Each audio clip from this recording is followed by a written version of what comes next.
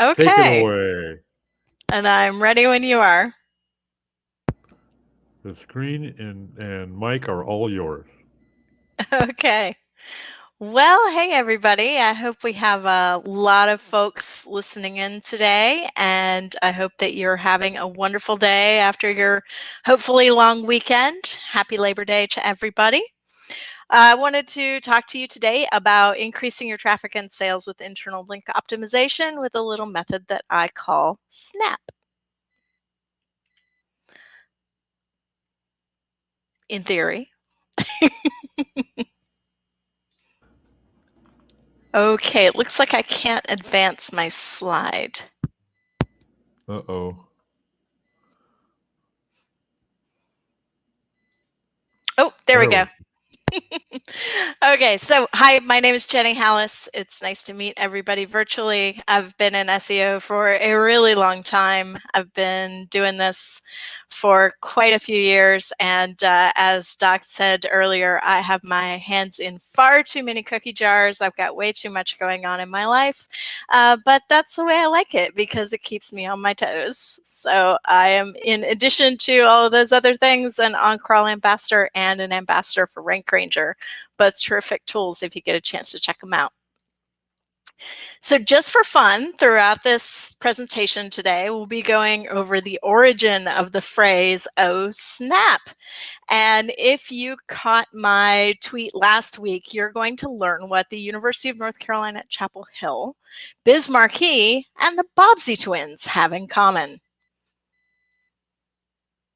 So when you hear the phrase, "oh snap," whether you think of Biz Markie or Joy from My Name is Earl, or even the "aw snap" error that you get in Chrome, just hang with me because what we're going to be talking about on the sentiment scale is that green happy face. We're talking about, oh snap, you did it. You killed your internal link optimization, and to heck with everybody else because you have just done the best thing that you can do for your site. When I think about Snap, I think about supplemental, navigation, authorship, and prediction. So we're going to keep this a little bit fun as we go through. But before we get started, I want to make sure that everybody understands why internal linking is so important on your site. So if you're familiar with the Burrow from Harry Potter, and hopefully you have had some exposure to that absolute cultural phenomenon, the Burrow was a house where one of Harry's friends lived, and it looked as if it was held up by magic, and probably was. It was lots and lots of different levels all stacked on top of each other, nothing really clear about how you got from one place to another. That is not what we want our sites to look like. And a while back, I had a conversation with Don Anderson on Twitter where we talked about, what are the important pages? She was actually told by a dev team not to include the main categories of the site in the XML sitemap. And I said, that is absolutely insane.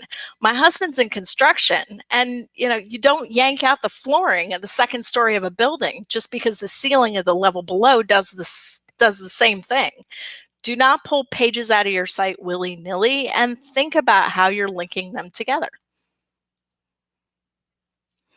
This is an example of a house that is a little better structured than the Burrow.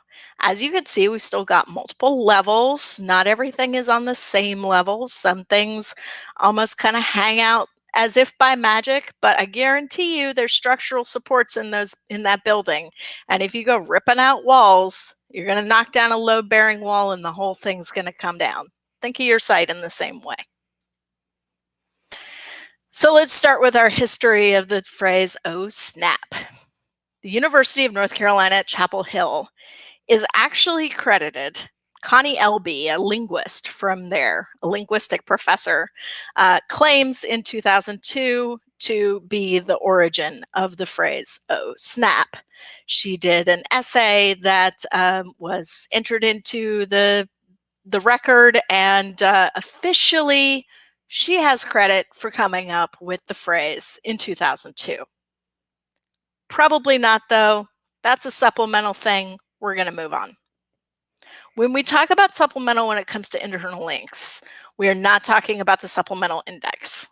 If anybody on the line still remembers this screenshot, still remembers seeing supplemental results in Google, it's not the same thing.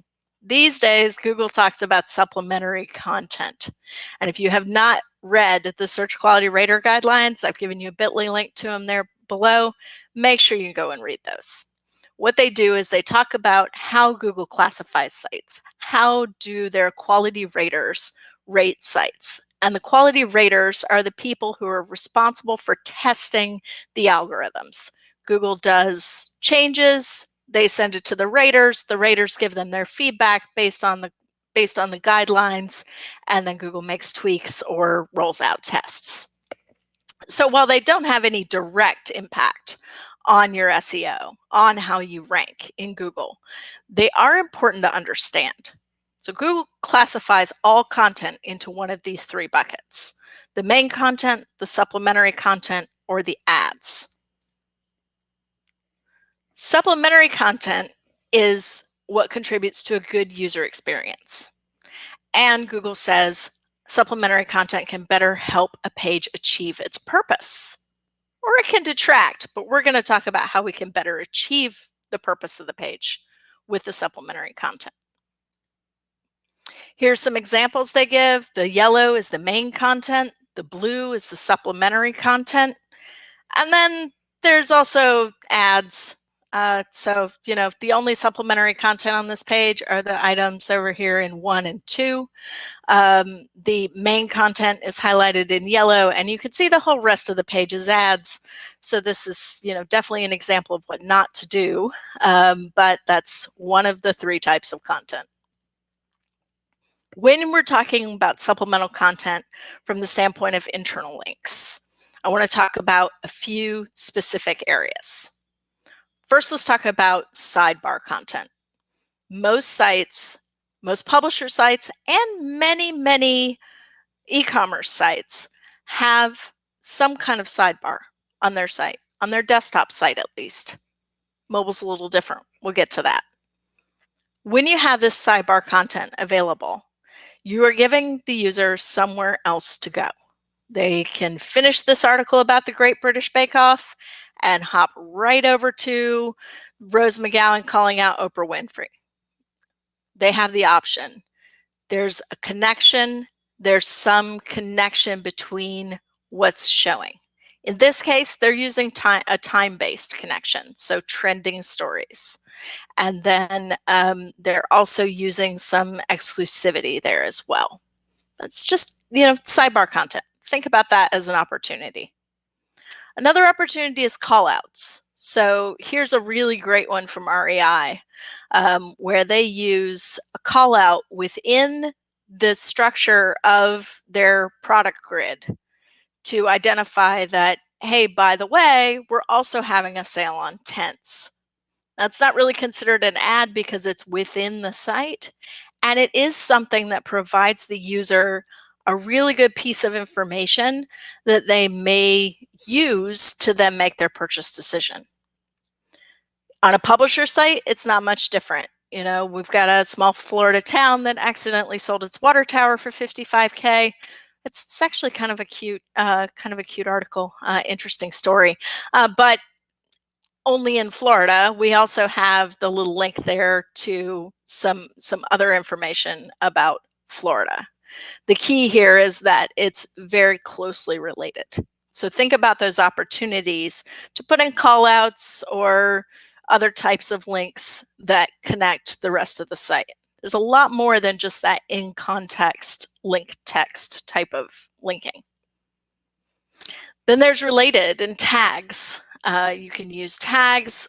Generally, tags get sites into trouble because they use just kind of generalized tags that overlap a lot, that don't have really any meaning. But when you use tags effectively, you can create a really nice internal linking opportunity. And then also you have the opportunity to do related stories.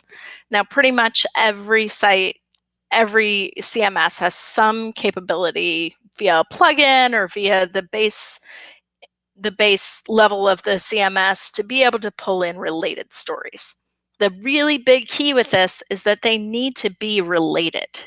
So the onion there is kind of an example of what not to do. The underwhelming science fair experiment, converting a potato into a baked potato,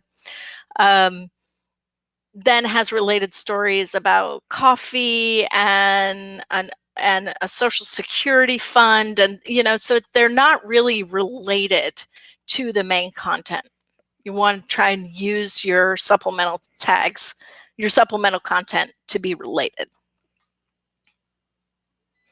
Then let's talk about navigation. And we're going to take a little detour here because, as I mentioned in the beginning, Joy from My Name is Earl is often credited as the originator of OSNAP just because she tends to use it. In fact, it's probably a really good example of cultural appropriation. So we're just going to zigzag right around that and move on. When you're talking about navigation, when it comes to internal linking, main things are: think carefully about what you're including in your navigation. Don't do mega menus. I've got some examples for you. Use subnav when you can. It really helps to create topic centers. Think about how it's differently perceived on mobile, and then don't repeat all of your links in your footer. Use your footer for other types of links.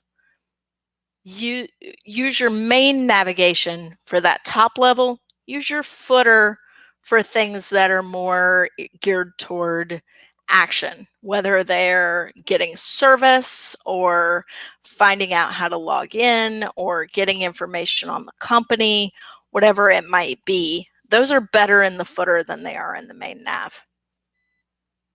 Don't do mega menus. This is what they end up looking like. You have all these keywords, everything's linked to everything else. This is an example from an attorney site that I even blacked out his face because I didn't want to embarrass him, because this is so bad. And the worst part about a mega menu is that then you end up linking to every single page from every single page. And you don't have any uniqueness, and you don't have any indication as to what is the most important content on the site. I'm going to use an example of a site that I actually work with. So we have this massive mega menu, and this one in particular, it has over 500 links on it. It is not a good example. It's a great example of what not to do when it comes to internal linking, and we're working on it. But one of the things that we were noticing about this mega menu is that it loads super slow. And it slows down all of the pages. And one of the primary reasons it slows down the pages is because of these images that are in the mega menu. If you scroll across wood, vinyl, laminate, tile, you'll see those 4 images each time loading in the menu. Well, we decided to try and gather some data to make our case, to say, okay, obviously, these images are slowing down load time. Maybe they don't contribute that much to conversion. So we were thinking about what could we do to make the business case for this, right? What we found was somewhat shocking, and that is that nobody clicks on those images. Nobody uses them. It was less than 2% of traffic that actually clicked on any of those images as a navigation element. So that just made our case for us. And in a future version, you'll be seeing all those images go away because there's no point in having them there. Also consider lazy load. When you're thinking about these mega menus, if you have a really big site, if you have a site that has tons and tons of information, they probably aren't loading all of this every time the site loads. So some of this is loaded only when you scroll over it. Some of it is loaded only when you render it. And what you find out is if you go and you look at the data and you look at how is the source different, So the red is what was there before it was rendered on fetch, and the green is what was there after it was rendered. You can see pretty clearly difference of 1,746 versus 7,270 lines, that a lot of this is not even being rendered for the search engine to be able to see. Eventually they may see it. A lot of this is only done on hover. So you have to actually hover over or click on these individual menu elements to get them to load. And that means that a search engine is not going to see them anyway. So unless you have a real compelling reason to have a mega menu like this, then please talk to your devs about maybe cutting it down some. There are other options. Also, really think about mobile parity and how are you going to do this differently depending on desktop and mobile. So Amazon's a great example. They do an amazing job at this. They do an amazing job of a lot of SEO, but the desktop menu there that opens up when you click on that hamburger menu, you get the desktop menu. There's all kinds of embedded menu after menu after menu after menu. It's a very huge mega menu. Whereas when you go to Amazon on mobile, you really just get the top departments and then you get a link to see all departments. Now, if you click on any of those top departments or if you click on any of the see all departments, you get a page that actually doesn't show up on desktop.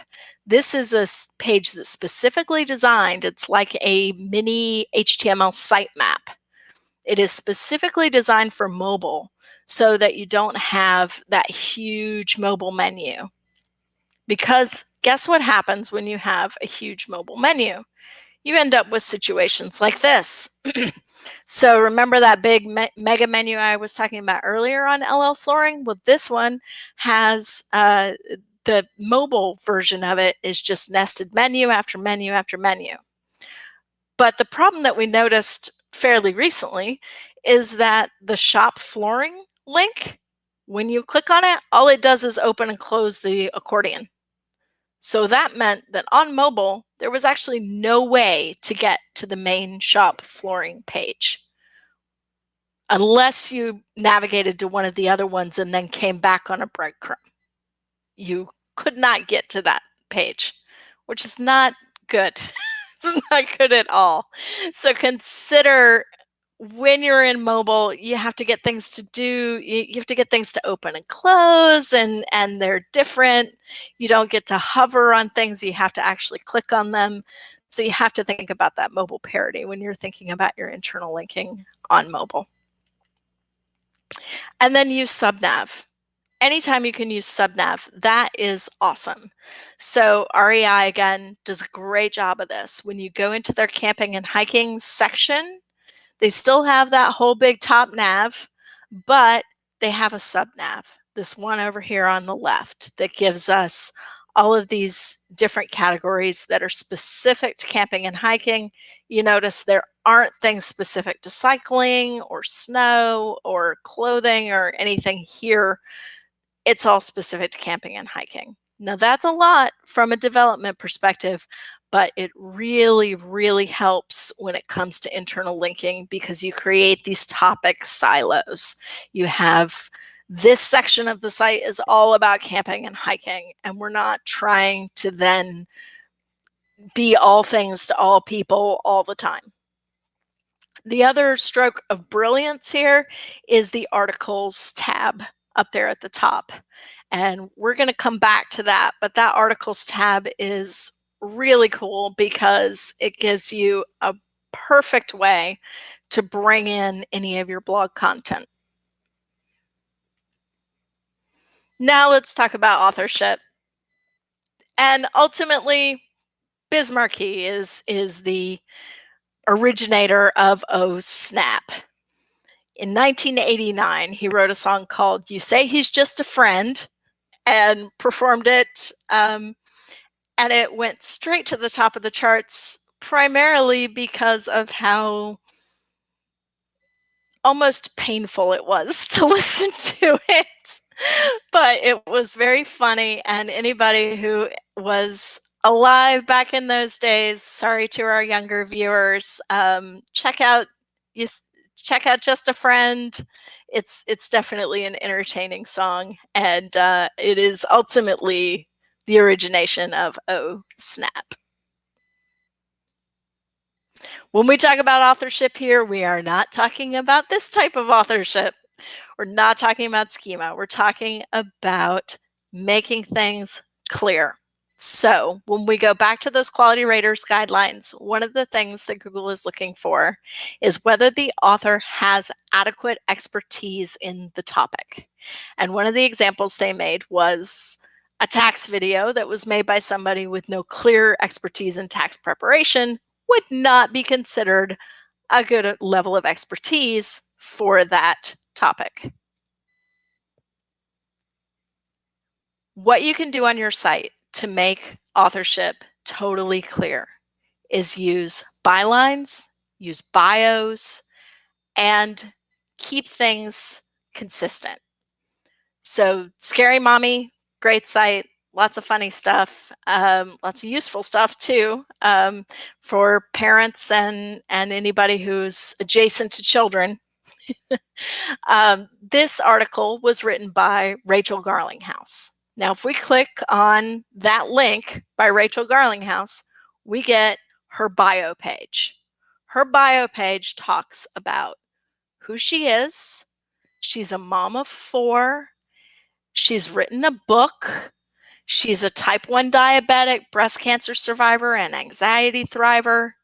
She has her own blog called White Sugar, Brown Sugar.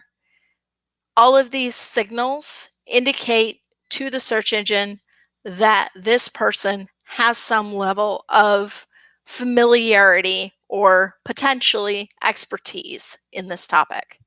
And then you can also send a great signal by including the articles that that person has written. And what you can see here is that she writes about education, kids, and health and wellness. Now, if she suddenly started writing about tax preparation, then that would be a big signal that maybe she's not expert in that topic. And that could be something that would then cause the algorithm to see an inconsistent signal that would make that content less valuable. So make sure that you're indicating that authorship. Now, one of the number one mistakes that people with WordPress sites make is disabling their author page. Don't do it. Don't disable your author page. In fact, WordPress gives you the opportunity to make your author page unique by putting in this biographical info in the About the User section. Another thing that you can do to make your author page better is to have a bio. Have something that indicates who is this person, what is their expertise. I don't do it perfectly, but I have found that my traffic to my site has improved significantly since I started sending these consistent signals. So there's your kind of easy takeaway for WordPress users. Fill out the biographical info. Don't disable your author page. If you don't have the capability to put some specific information in your author page that verifies your expertise, then redirect it to your bio page. But whatever you do, don't just disable it or no index it. And then the other type of authorship is the website itself. Google is looking for a website that is an authoritative source for the topic of the page. And the example here they give is putting tax information on a cooking website. So your website has a topic or multiple topics. The best thing that you can do when it comes to authorship with internal linking is to send really clear signals about what those topics are and to put those topics together. Now, you do not necessarily need to have a doctor write all of your health and wellness content. And this is an excellent example of how this is done in a way that is perfectly fine. So this is an article from Duke Health, As you can see, there are doctors that are featured in the article. Those individuals are then linked to their pages. The article itself is by their director of marketing. That's not a problem. She has a bio page, talks about how she's a director of marketing. But it's clear, because these doctors are listed here, that they were somehow involved in this article.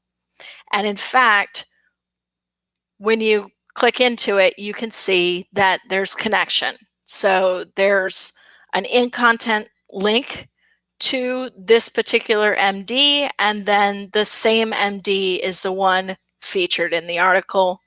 And then if we link through it, we can see that he has what we would consider an author or a bio page, but really it's a doctor page. So we're sending some really good signals here. He is an epileptologist, he is a neurologist. So those types of articles are going to be authoritative for him. He's board certified, and here's some examples of where he's board certified.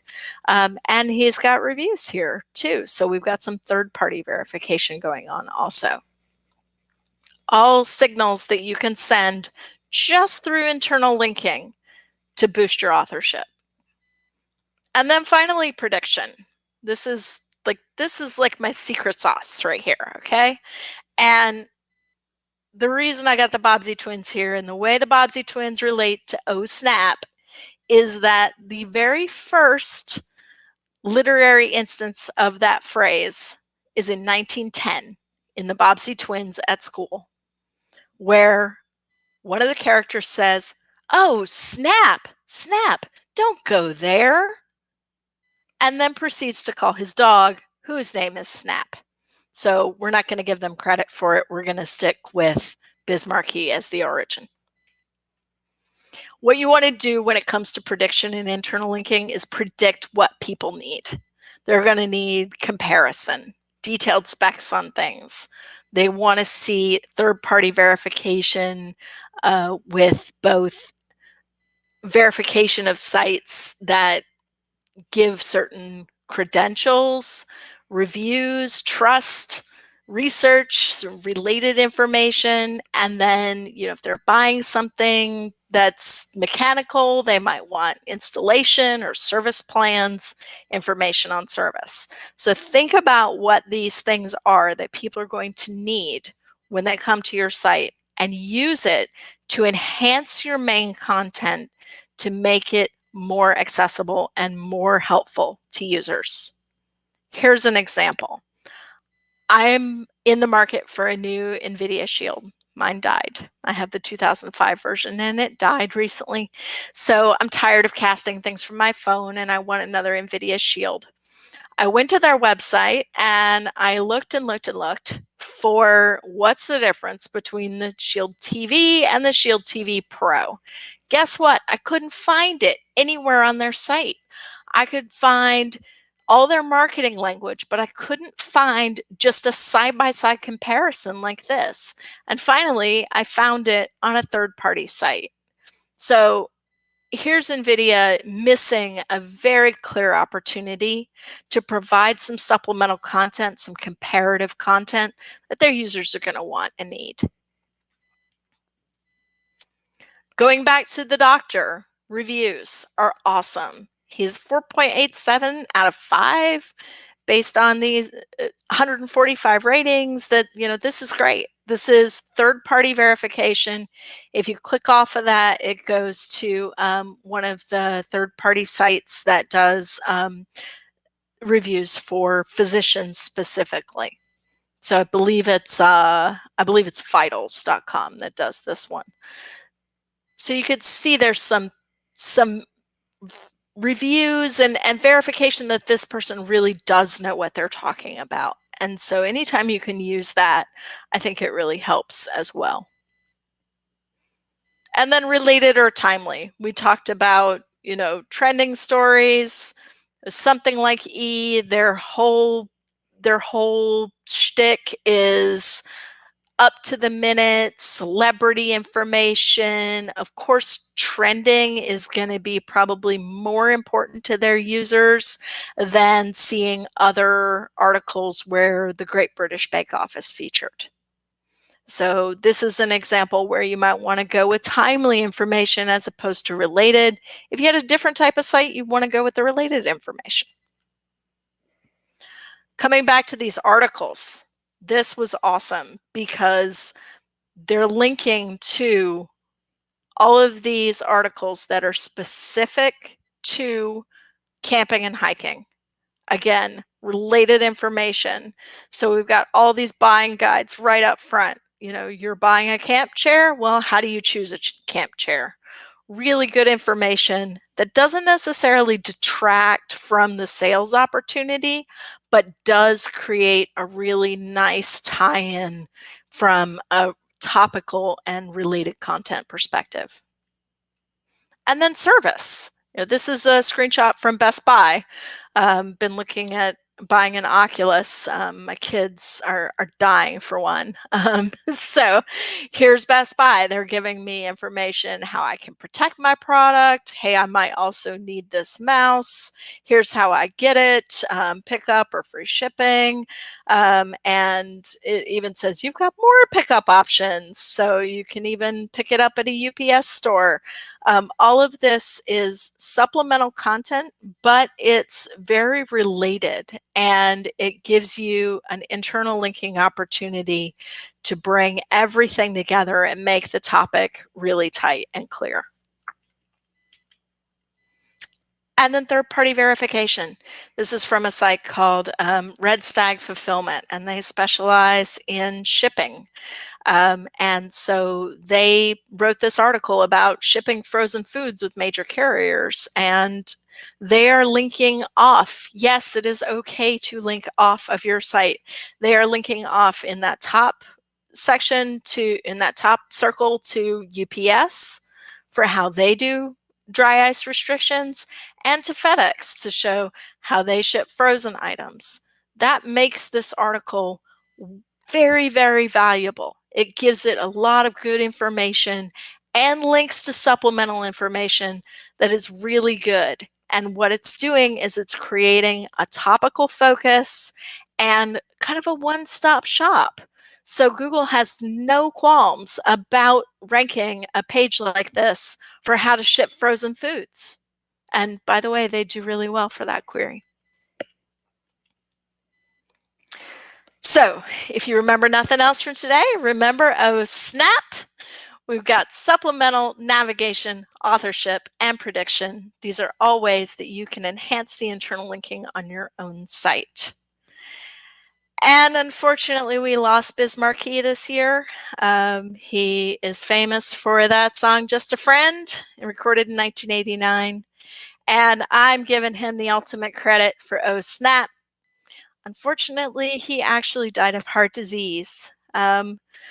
We lost another really brilliant SEO this year to heart disease. So I'm just going to take a moment and say, please don't ignore the signs of heart disease. Learn what they are. Watch for them in yourself and your loved ones, and get to a doctor if anything seems off, because we don't want to lose any more people. But that is my session for today, and I am going to be on Twitter. I'm always on Twitter. You can DM me or tweet at me, and if you'll just mention that you saw me on Deep SEO Con, then I'll be sure to answer your questions first. Thanks so much for your time, and I hope you enjoyed it. Dynamite stuff, Jenny. We appreciate your participation. It's some interesting stuff to go into. Again, neither one of us is able to put as much attention to the presentations at this moment because we're swatting flies, but I'll definitely be going back through that. And I noticed some points that we've known all along, things like what not to flood your footer menu. That's nothing new, but it takes on a whole new importance when you start looking at the impacts. Very good presentation. Enjoyed it. Thank you. Looking forward to digging it apart and learning from you as I usually do. So. And please, like I said, feel free to tweet at me or DM me. They're open.